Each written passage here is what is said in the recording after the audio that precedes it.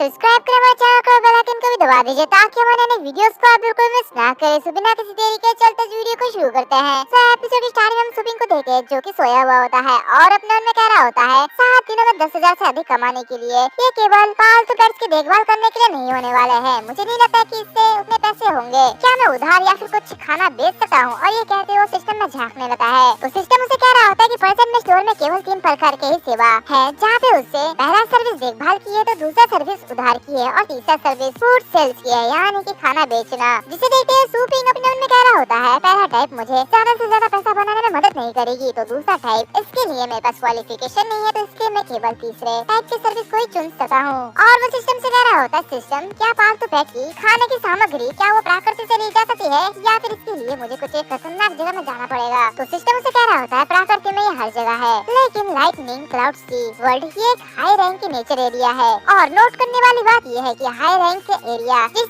Area की rank जितनी ज्यादा होगी उसका फूड उतना ही ज्यादा महंगा होगा। जो कि देखते हुए सुपिंग अजीब सा मुंह बनाते हुए कह रहा होता है अरे शिट यार, मैंने 3 दिन अपने चूहे के साथ खेलने में बर्बाद कर दिए हैं। मैंने अपने 3 दिन हाई लेवल का फूड इकट्ठा करने के लिए बर्बाद कर दिए हैं, लेकिन अब ऐसा नहीं चलेगा। अगले 3 दिनों के अंदर मुझे एक वार टेबल बनना होगा। और सुपिंग सिस्टम से कह रहा होता है सिस्टम नेचर लैंड लिस्ट को ओपन करो। तो सिस्टम उसे लिस्ट दिखा देता है जहाँ पे बहुत सारे नेचर लैंड होते हैं, जो कि देखते हुए सुपिंग काफी ज्यादा हैरान होता है। और वो कह रहा होता है क्या सिर्फ 9 के ही रैंक के नेचर लैंड में जा सकते हैं? अरे शिट, अगर मैंने पिछली बार कुछ जड़ी बूटियों की कटाई की होती तो मैं ऐसी सिचुएशन में नहीं होता। तब सिस्टम उसे कह रहा होता है होस्ट इसके लिए क्वालिफाइड है, लेकिन उसे बस अपने पेट के रिलेटेड ही खाना ढूंढना होगा। और कुछ समय बाद सिस्टम को वो जगह मिल जाती है और वो सुपिंग से कह रही होती है होस्ट के लिए एक सूटेबल ब्रीडिंग प्लेस मिल चुकी है, तो क्या होस्ट इसमें एंटर करना चाहेगा? जिसे देखते हुए सुपिंग अपने मन में कह रहा होता है तो क्या मैं क्वालिफाइड हूँ? तो ठीक है, पालतू पेट्स को मजबूत बनाने के लिए मुझे ये सब करना होगा, कोई मौका ना चुके। और ये कहते ही वो चिल्लाते हुए कह रहा होता है हाँ मैं जानना चाहता हूँ।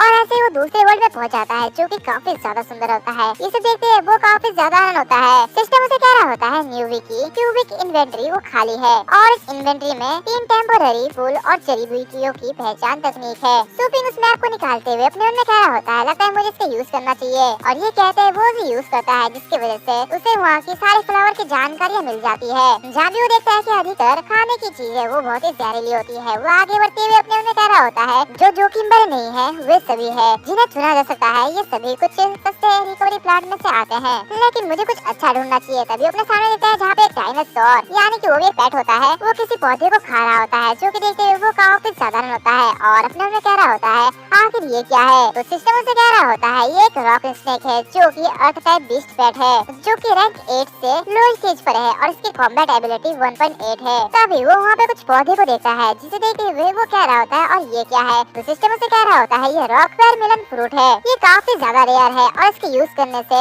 फायर टाइप टेक्निक डैमेज हो सकती है। जो कि देखते हुए वो उसे लेते हुए बहुत ही तेजी से आगे बढ़ता है और अपने उन्हें कह रहा होता है उम्मीद के मुताबिक महंगे फूड्स वो हमेशा डेंजरस प्लेस में उगते हैं और ये मेरी इन्वेंटरी में लिमिटेड है, तो इसलिए मैं केवल महंगा ही चुनूंगा। और ये कहते ही वो आगे बढ़ता है जहाँ पे वो जो मॉन्स्टर होता है, मतलब कि वो रॉक स्नेक पेट, वो उस पौधे को खाने जा रहा होता है कि तभी अचानक से बहुत ही तेजी के साथ साथ सुपिंग उस पौधे को वहाँ से ले लेता है और उसे अपनी इन्वेंटरी में डाल देता है। लेकिन तभी अचानक से वो जो रॉक स्नेक होता है वो उसे खा जाता है, जिसकी वजह से सुपिंग वहीं पर ही मर जाता है। और ऐसे वो बार बार रिवाइव होता है और बार बार अलग अलग जगह जाते हुए फूड्स को इकट्ठा करता है। और ऐसे ही बहुत टाइम बाद उसकी रिवाइवल चांस वो खत्म हो जाती है, जो कि देखते हुए वो उस नेचर लैंड से लीव हो जाता है और वो बाहर आते हुए एक जगह बैठ जाता है और वो काफी ज्यादा थका हुआ होता है। वहाँ हफ्ते में कह रहा होता है एक दिन में 30 बार रिवाइव होना ये तो काफी ज्यादा मुश्किल की बात है, लेकिन अब मुझे कोई भी प्रॉब्लम नहीं होना चाहिए क्योंकि मेरे पास अभी बहुत कुछ है। और ऐसे वो अपने सामने देखा है जहाँ पे इसकी इन्वेंटरी में बहुत कुछ भरे हुए होते हैं। वो कह रहा होता है अब इन्हें सेल्फ पर रखने का समय आ गया है। सीन चेंज होता है, हमें कुछ पेट्स को दिखाया जाता है जो कि खाना खा रहे होते हैं। वहाँ पे हमें एक बूढ़े आदमी को दिखाया जाता है जो कि अपने पेट से कह रहा होता है मेरे पास तो पेट तुम्हें कुछ भी ना खाए हुए 1 सप्ताह हो गया है, अब मैं क्या करूँ? तब उसके पीछे से कुछ लोग आते हैं और वो अपनी पेटी खोलते हैं जहाँ पे बहुत सारा खाना होता है। वो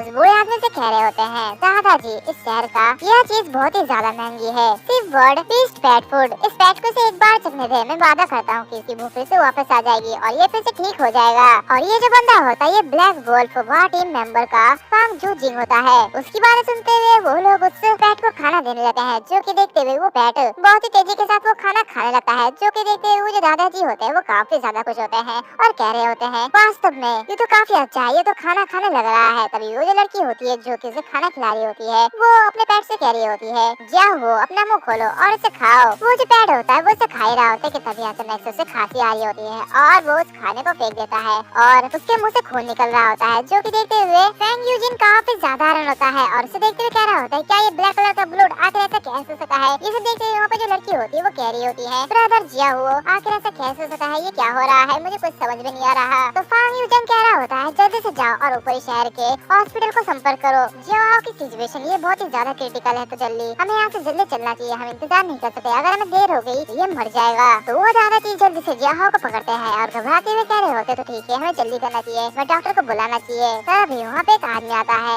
और लाओ फैन यानी कि उस दादाजी से कह रहा होता है, लाओ फैन हमारा जिया हुआ वो बचाया जा सकता है। और वो जो लेडी होती है उसके हाथ में पिल होता है, वो आगे बढ़ रही होती है तो उसे वो लड़की रोक देती है और उसे कह रही होती है, दीदी जिया हुआ बहुत ही ज्यादा बीमार है, हमें जल्दी से ऊपरी क्षेत्र में जाना होगा। तो ये सुनते वो जो लेडी होती है वो कह रही होती है, आखिर क्या हो गया है, क्या ये बीमार है। तभी वो जो जिया हुआ होती है वो उस पिल को खा लेती है, जो कि देखते हुए वो दादाजी काफी ज्यादा खुश होते हैं और कह रहे होते हैं, क्या क्या ये जिया हुआ ये कुछ खा रही है। तो ये सुनते हुए वो दूसरी लेडी कह रही होती है, जैसे स्टोर बॉस ने कहा था, रेड बेबल बर्ड की विशेषता शुद्ध और कठोर है, अगर पालतू खाना कुछ गंदा हो जाए तो ये खाना खाना बंद कर देती है और अगर ये सीरियस हो जाता है तो ये खून की उल्टी कर देती है। और ये कहते हैं वो पिछली बात याद करती है जहाँ पे एक आदमी उसे वही फ्रूट देता है और उसे कह रहा होता है, अगर रेड वर्मल बर्ड के साथ कुछ ऐसा हुआ और अगर उसकी सिचुएशन बहुत ही ज्यादा बिगड़ गई तो उसे रॉक वर्मल फ्रूट खिला देना, और अगर तब भी कोई परेशानी हो तो तुम मेरे पास आ सकते हो। तभी वो जो दूसरी लड़की होती है वो फांग यू जिंग से कह रही होती है, ब्रदर आप मुझे ये बताइए कि हम इसे गलत खाना क्यों खिला रहे हैं। तो ये सुनते हुए उसका जो भाई होता है यानी कि फांग यू जिन वो चिल्लाते हुए कह रहा होता है,